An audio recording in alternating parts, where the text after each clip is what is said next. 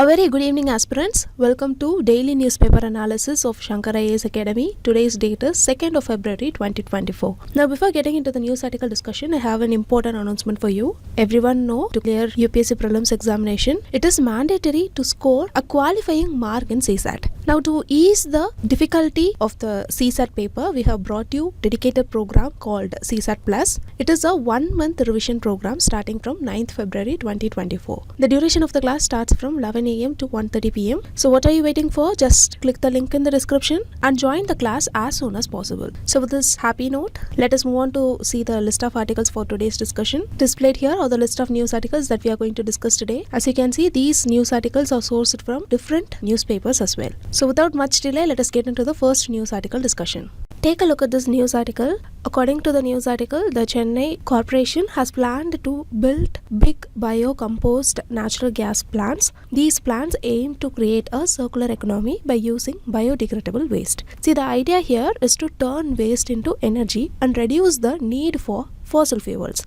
So in this context, let us understand about the bio-CNG and its advantages. See, bio-CNG is a naturally produced gas that is formed through the anaerobic decomposition of biomass like agricultural waste, animal droppings and etc. Basically, bio-CNG is an advanced version of biogas. Remember, bio-CNG contains methane and carbon dioxide, and it also has other trace gases like water vapor, oxygen, hydrocarbons and ammonia. Remember, bio-CNG has a methane content of over 90% and it is a clean and renewable fuel. It also has properties similar to CNG or the compressed natural gas. Now let us understand how these bio-CNG are produced. See, we know that normally biogas is produced when organic matter like food or animal waste is broken down by microorganisms in the absence of oxygen. This biogas is purified by removing hydrogen sulfide, carbon dioxide and water vapor, and then it is compressed into compressed biogas or what we called the bio-CNG. So we can say that the production of bio-CNG involves decomposing biogenic waste in the absence of oxygen. Hope you are clear with how they are produced. So what are the advantages of bio-CNG? See, bio-CNG has a higher calorific value compared to biogas. Also, bio-CNG has a calorific value equal to compressed natural gas. So this makes it more energy-rich fuel. Besides this, it has low moisture, hydrogen sulfide and impurities, and it can be used as a replacement for CNG in industries, automobiles and for domestic and commercial purposes. Even though it has the advantages, it has certain challenges also. The first challenge is the lack of sufficient feedstock. See, there is a shortage of suitable feedstock for biogas production like agricultural waste and sewage. This limits the potential for bio-CNG production. Secondly, limited technology and infrastructure. See, there is a limited number of biogas plants and the technology used in these plants often make it difficult to achieve large-scale bio-CNG production. Third challenge is the cost of building and operating biogas plants. It is relatively high when compared to other sources of renewable energy. This can discourage potential investors. Fourth challenge is the distribution challenge. See, there is a need for a robust infrastructure for storage and transportation, which is a challenge for the distribution as well. Now, talking about the initiatives taken by the government related to bio-CNG. See, the first initiative is the Waste to Energy program. It is implemented by the Ministry of New and Renewable Energy. This program provides central financial assistance to support the setup of bio-CNG generation plants from urban, industrial and agricultural waste. Secondly, under the Sustainable Alternative Towards Affordable Transportation,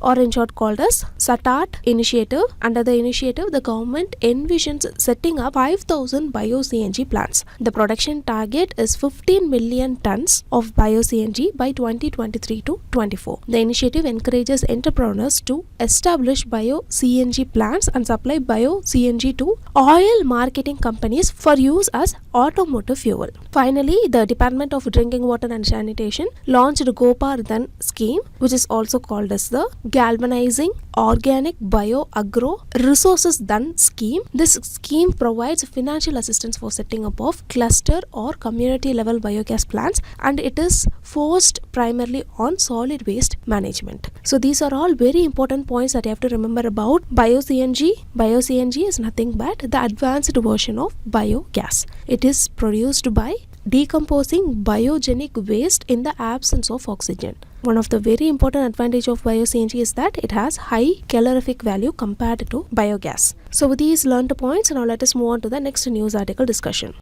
Look at this news article. According to the news article, the Finance Ministry has been cautious in updating revenue forecast for certain taxes like corporation tax and central goods and services, or the CGST, for this financial year. See, even though projections for tax like corporation tax and CGST haven't changed much, the tax to GDP ratio is at its highest since 2008 to 2009 for the revised projection of financial year 2024. And it is expected to be even higher in financial year 25. Apart from this, in this current financial year, tax buoyancy has increased to 1.4 in the revised estimates compared to the 0.99% estimated in the budget estimate.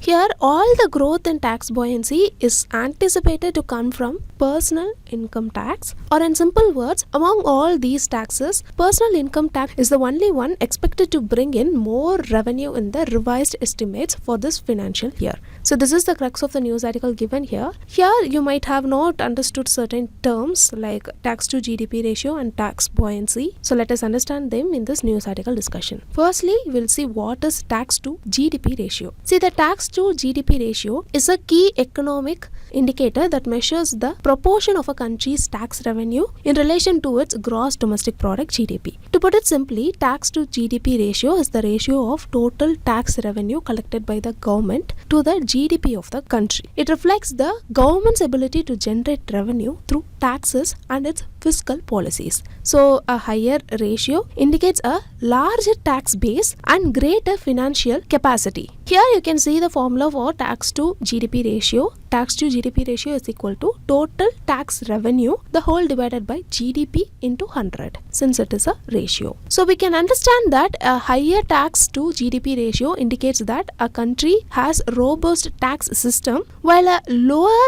ratio may indicate challenges in revenue generation. Generally, developed nations often have higher ratio due to higher tax compliance. Remember, changes in tax laws, economic policies and tax administration will impact the tax to GDP ratio. Hope you got an idea about what is tax to GDP ratio. Now moving on to what is tax buoyancy. See, tax buoyancy measures the responsiveness of tax revenue to changes in the GDP. It indicates how efficiently tax collections adapt to economic growth. Now look at this formula for tax buoyancy. Tax buoyancy is equal to percentage change in tax revenue, the whole divided by percentage change in GDP. So it is the measure of responsiveness of tax revenue to changes in the GDP. Remember, when tax buoyancy is greater than 1, it suggests that the tax revenue is growing faster than the economy, and this indicates a buoyant or responsive tax system. If the tax buoyancy is lesser than 1,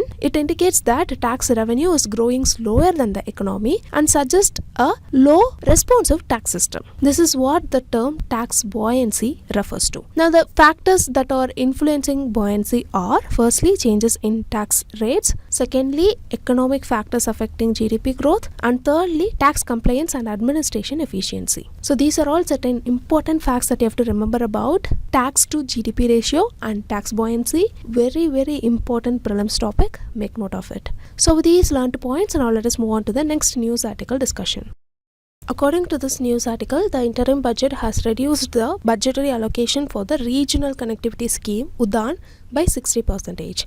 Remember, the budget provided 502 crores for the scheme compared with the previous budget estimation of 1,244 crores, which was the highest ever allocation since its launch in 2017. So in this context, let us understand about the regional connectivity scheme, which is popularly known as UDAN scheme. See, UDAN is the short for Uday Desh Ka Aam Nagarik. This literally translates to let the common man fly. See, this scheme was launched in April 2017 and it is a flagship scheme of the Ministry of Civil Aviation. Remember, it is a key component of the National Civil Aviation Policy 2016. See, the policy is applicable for the period of 10 years. So far, it is a successful scheme which has completed 4 rounds of implementation. Currently, we are in the 5th round of implementation. Now, talking about the key features of the scheme. See, as we said earlier, the scheme aims to improve the accessibility and affordability of aircrafts. It does does this by capping the airfare for 50% of the total seats at rupees 2,500 per hour of flight. Here you might get a doubt, if airfares are reduced, how could airway generate profit? For this, the scheme provides two solutions. Firstly, a financial stimulus in the form of consensus will be given by both central and state government and airport operators. Secondly, a viability gap funding is provided. See, this viability gap funding is a grant provided to the airlines to bridge the gap between the cost of operation and expected revenue. Here, a regional connectivity fund or the RCF was created to meet the viability gap funding requirements under the scheme. Here, the partner, that is the state government, will contribute a 20% share to the fund. Now, coming to the scheme implementation, see, as I already said, there are 4 rounds of scheme got completed. Let us briefly see about them one by one. See, the phase 1 was launched in 2017 with the objective of connecting and unserved airports in the country. Then in the next year, phase 2 was launched. It aimed to expand air connectivity to more remote and inaccessible part of the country. Phase 3 was launched with the focus on enhancing air connectivity to hilly and remote regions of the country. Then phase 4 of the UDAN scheme was launched with the focus on connecting islands and other remote areas of the country. In April 2023, the 5th round of the scheme was launched. Now let us see the features of the 5th round of the scheme. Firstly, it focuses on category 2 and category 3 aircrafts. Here category 2 aircrafts are nothing but aircrafts with 20 to 80 seats, and category 3 aircrafts have beyond 80 seats. Secondly, the early stage length cap of 600 km is removed. Now there is no restriction on the distance between the origin and destination of the flight to avail benefits. Thirdly, viability gap funding VGF will be capped at 600 km stage length for both priority and non-priority areas. Remember, it was earlier capped at 500 km. Fourthly and finally, airlines should commence operations within 4 months of the award of the route. Earlier, this deadline was 6 months. So these are all certain important facts that you have to remember about UDAN scheme. It can be even asked in the UPSC Mains examination in the infrastructure part of GS 3. So with these learned points, now let us move on to the next news article discussion. This news article talks about the highlights of the schemes that are especially dedicated to youth of the country. Finance Minister Nirmala Sitharam said that nearly 14 million youth were upskilled under the Skill India mission. Significant investment have been made in higher education institutions as well.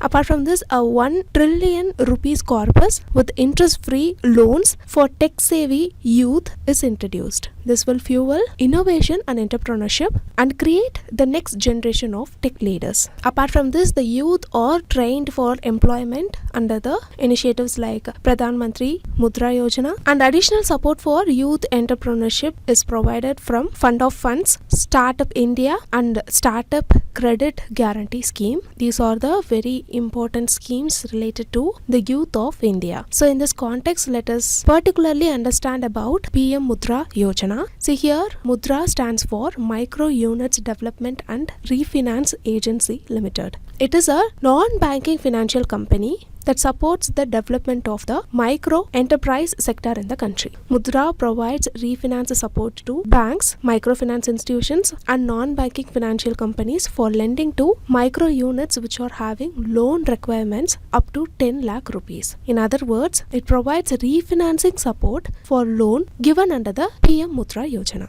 Also know that since Mudra is a refinancing institution, Mudra does not lend directly to the micro entrepreneur or individuals. Now specifically talking about PM Mudra scheme. See, the scheme was launched in April 2015 to provide loans up to 10 lakh to non-corporate, non-farm, small or medium enterprises. It is implemented in all the states and union territories across the country. In the scheme, there are 3 initiatives or categories under which loans are given to the beneficiaries. The name of the interventions or categories signify the stage of growth and development and the funding needs of the beneficiary, micro unit or entrepreneur. Remember, loans up to 50,000 rupees are categorized as Shishu. Loan from above 50,000 to 5 lakh rupees are categorized as Kishore, and loan above 5 lakh to 10 lakh are categorized as Tarun. Two facilities are available under the scheme. One is working capital and the other is term loan. Remember, loans are given for business purposes, that is to set up a new business, then for capacity expansion and modernization. Remember, the target group of this particular scheme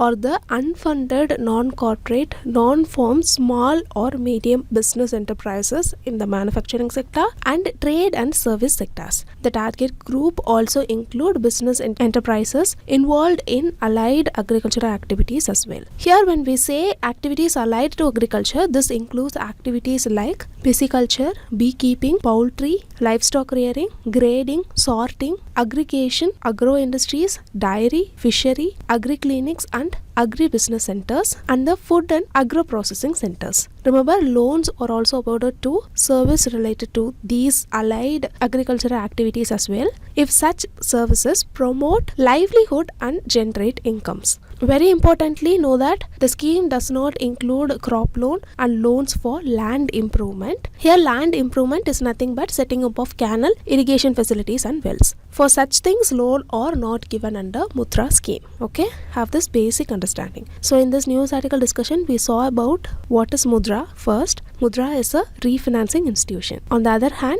the PM Mudra scheme helps to access credits especially to non-corporate, non-farm, small or micro enterprises. So with these learned points, now let us move on to the next news article discussion.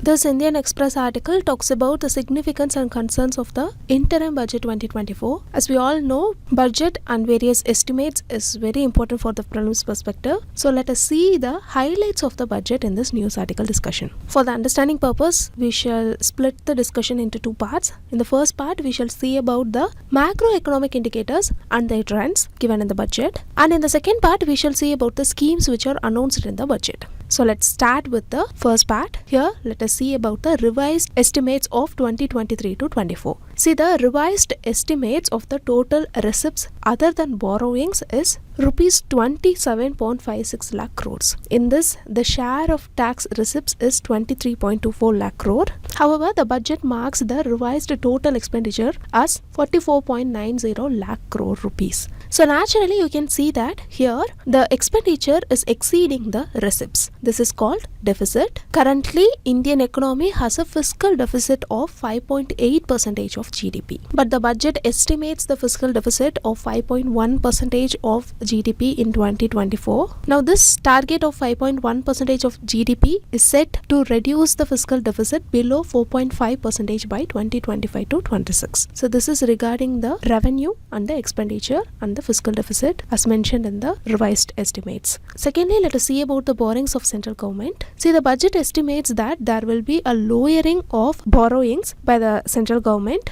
For example, according to the budget, the gross and net market borrowing through dated security during 2024 to 25 are estimated at 4.13 and 11.75 lakh crore rupees respectively. It is estimated to reduce in 2024 to 25 as compared to 2023 to 24. This will lead to crowding in mechanism and facilitate a larger availability of credit for the private sector. Thirdly, with respect to the direct taxes, see, the budget shows that the direct tax collection have increased threefold or tripled over the last 10 years. It also shows that the filing of the returns also increased by 2.4 times. Finally, the interim budget made no change to income tax slabs unlike the interim budget of 2019. So this is regarding the first part of the discussion which talks about macroeconomic indicators and their trends as given in the budget. Moving on to the second part, let us see the initiatives introduced by the budget across various sectors. See, firstly, in the infrastructure sector, the budget has increased the capital expenditure outlay for the infrastructure sector by 11.1% to 11,111 crore. This would account for about 3.4% of the GDP. Secondly, the budget aims to build 2 crore more households in next 5 years under Pradhan Mantri Yojana Gramin.